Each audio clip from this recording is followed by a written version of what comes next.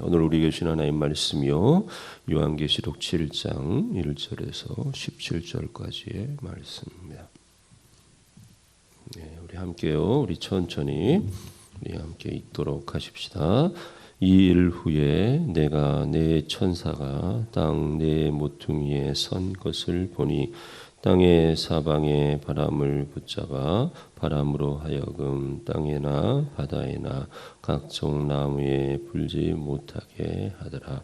또 봄에 다른 천사가 살아계신 하나님의 인을 가지고 해 돋는 데로부터 올라와서 땅과 바다를 해롭게 할 권세를 받은 네 천사를 향하여 큰 소리로 외쳐 이르되, 우리가 우리 하나님의 종들의 이마에 인치기까지 땅이나 바다나 나무들을 해하지 말라 하더라.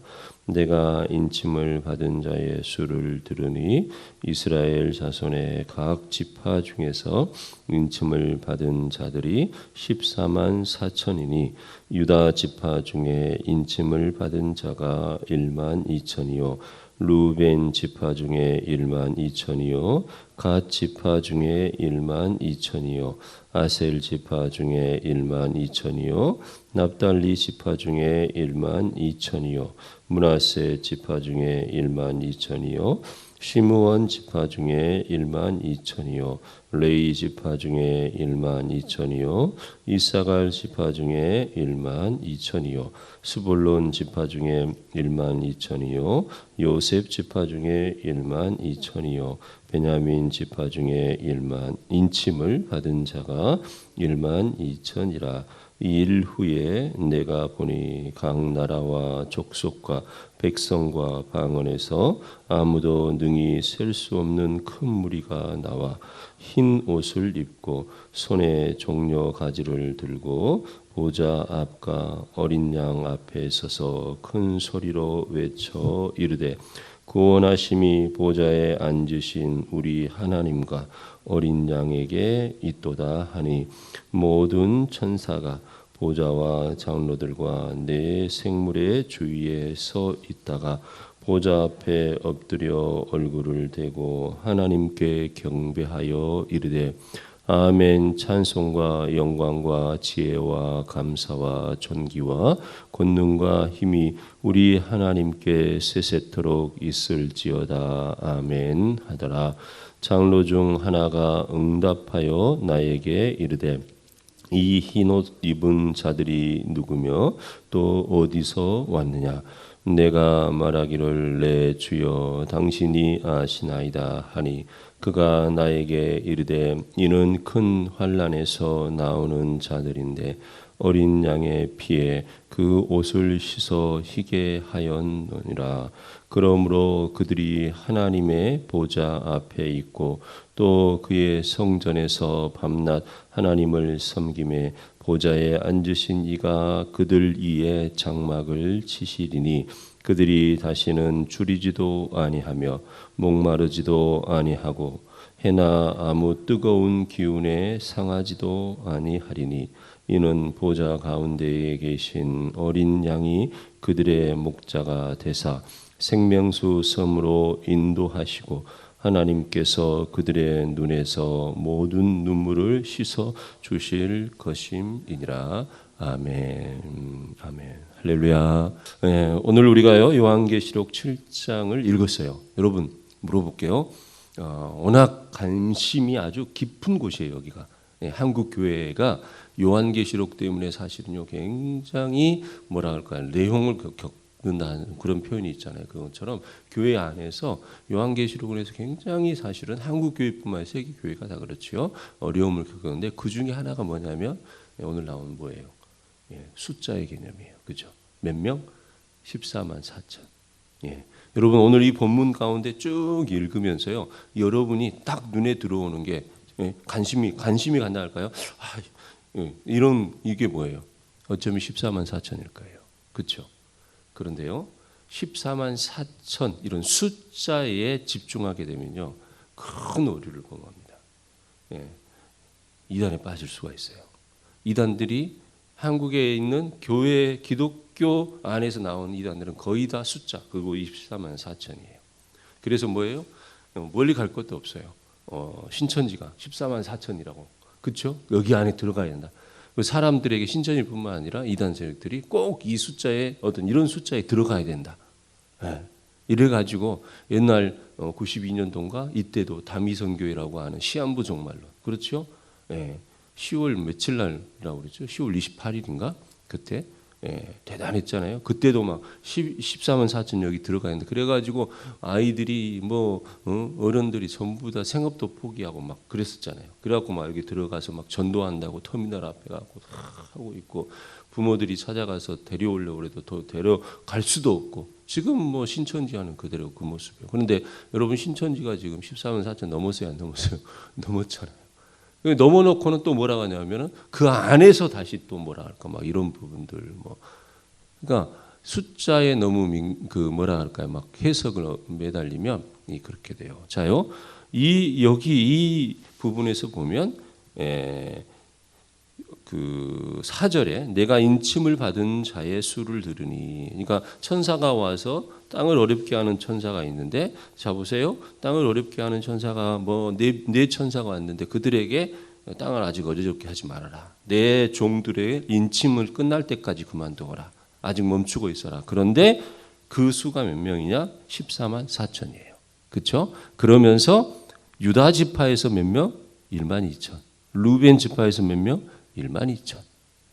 그 다음에요. 이스라엘 지파를 다 쭉 하면서 1만 2천이에요. 그렇죠? 그러니까 이스라엘 지파 중에서 1만 2천 12지파를 딱 모으니까 그게 14만 4천이에요.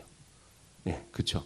여러분 이스라엘의 12지파는 구약의 역사 하나님이 구약의 그 이스라엘 민족을 세워내는 그 지파의 완성이에요. 그렇죠? 그러니까 그들을 포함하는 게 맞는 거예요. 여러분 그러면 여기 14만 4천이면 이스라엘 지파 외에 다른 예수 그리스도 우리 주님이 오셔서 세워낸 모든 민족을 뛰어넘는 그렇죠? 교회 공동체는 어디 있어요? 여러분 어디 있어요? 그리고 더 하나 물어볼게요. 여러분 지금 유다 지파부터 쭉 해서 12지파가 베냐민 지파가 나왔어요. 이스라엘 다 포함했어요? 여러분 잘 보셔야 돼요. 아니에요. 하나 지파 없어요. 정확하게 말하면. 무슨 지파 없어요? 레위 지파 없어요. 레위 지파. 왜 그러냐면 레위 지파는 나중에 따로 떼어내요. 하나님이. 계수를 하지 않아요. 그리고 뭐 하냐면 마지막에 요셉에서 베냐민하고 둘이 나뉘죠. 므낫세하고. 그렇죠?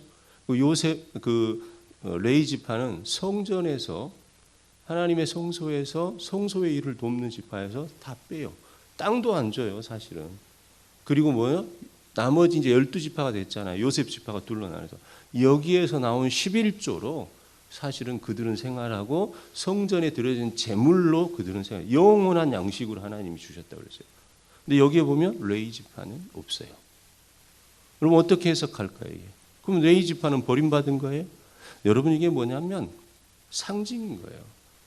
요한이 볼 수 있는 가장 명확하게 마지막 시대를 볼 수 있는 것이 뭐냐면 요한이 그 마지막 시대에서 딱 기록하는데 12지파 이외에 더 있어요, 사실은. 그런데 요한이 설명하기가 가장 좋은 게 뭐냐면 이스라엘, 왜? 배경이 그거잖아요. 이스라엘 지파로 이렇게 보니까 이 지파는 12만, 12,000명, 이번 12,000명 이런 정도. 그러니까 그게 14만 4천이고 그 다음에 또 뭐냐? 여러분, 우리가 이 사람들이 놓쳐버린 게 있어요. 자요, 8절을 제가 볼게요. 8절. 스불론 지파 중에 1만 2천이요. 요셉 지파 중에 1만 2천이요. 베냐민 지파 중에 1만 인침을 받은 자가 1만 2천이라 이제 이렇게 이야기해요. 그렇죠?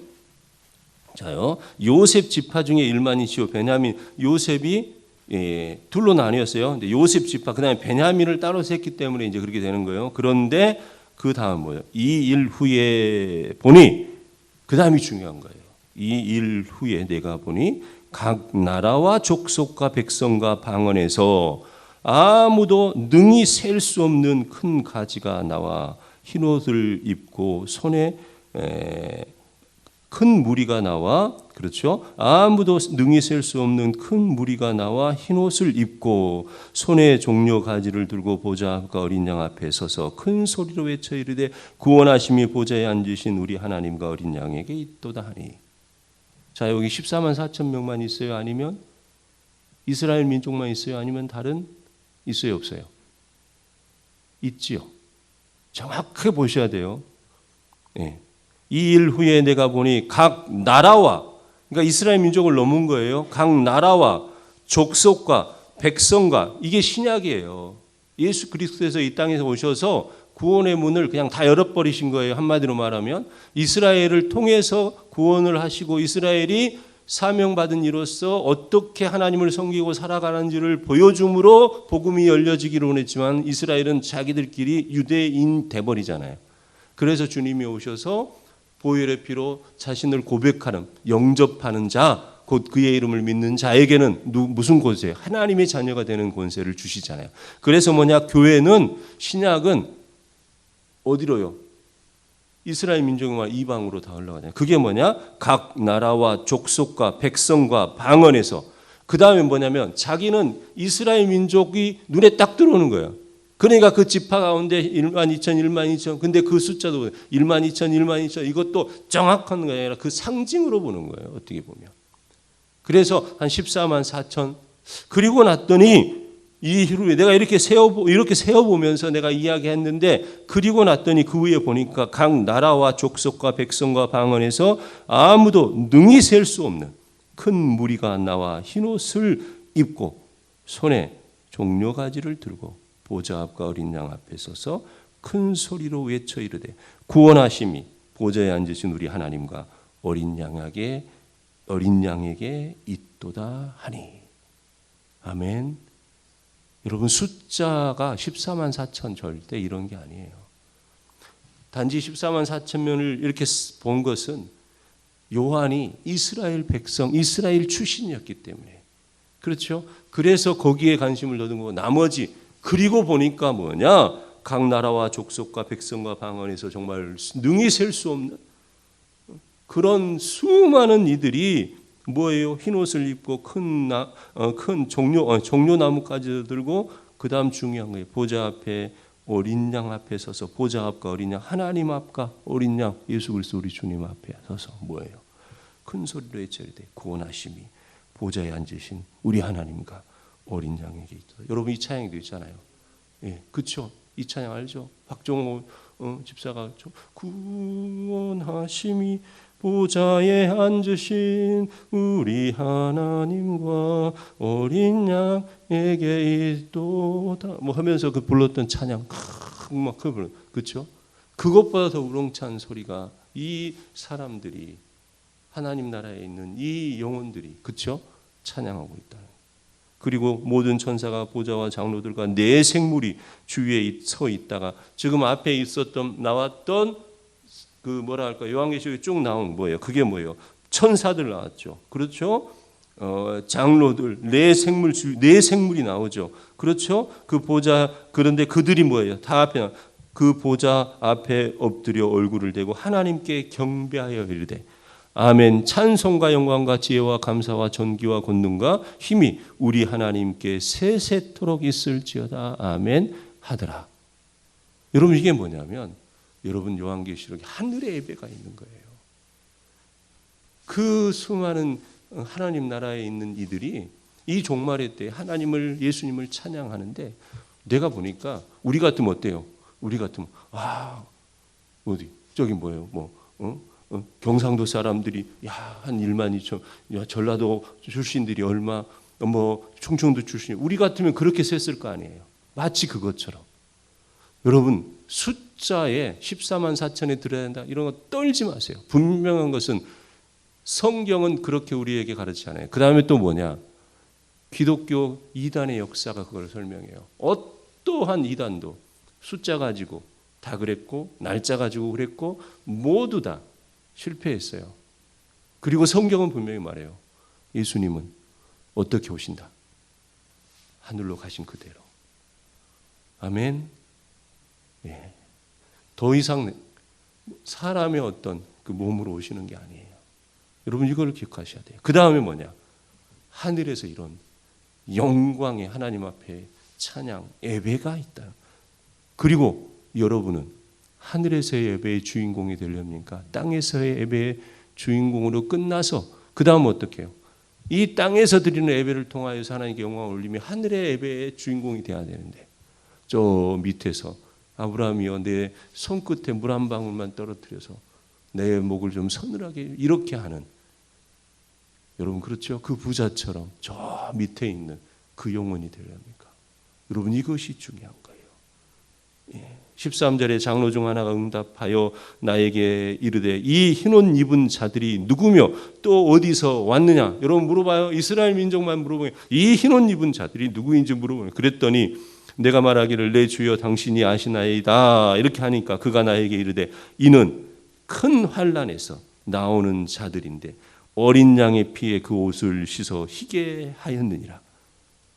어린 양의 피, 예수 그리스도의 피로 큰 환난에서 나오는 이들인데, 그렇죠? 그러면서 그러므로 그들이 하나님의 보좌 앞에 있고 또 그의 성전에서 밤낮 하나님을 섬기며 보좌에 앉으신 이가 그들의 장막을 치시리니 그들이 다시는 줄이지도 아니하며 목마르지도 아니하며 해나 아무 뜨거운 가운데 상하지도 아니하리니 이는 보좌 가운데 계신 어린 양이 그들의 목자가 되사 생명수 샘으로 인도하시고 하나님께서 그들의 눈에서 모든 눈물을 씻어 주실 것입니다.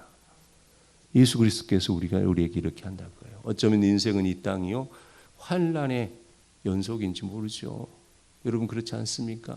때로는 기쁨, 감사 넘치지만 두려움, 어려움은 연속이죠. 그러나 그곳에서 그 고통을 당하는 가운데 믿음을 지켜낸 온전한 이들, 하나님의 뜻 안에 살려고 하는 각 나라와 족속과 방언과, 그렇죠? 민족을 뛰어넘는 거예요. 이스라엘요. 그들을 어떻게 해요? 예수 그리스도 어린 양의 그 보혈의 피로 씻어서 구원하셨고, 그렇죠? 그리고 그분이 어떻게 해요? 장막을 쳐주시고, 그래서 어떻게 하느냐?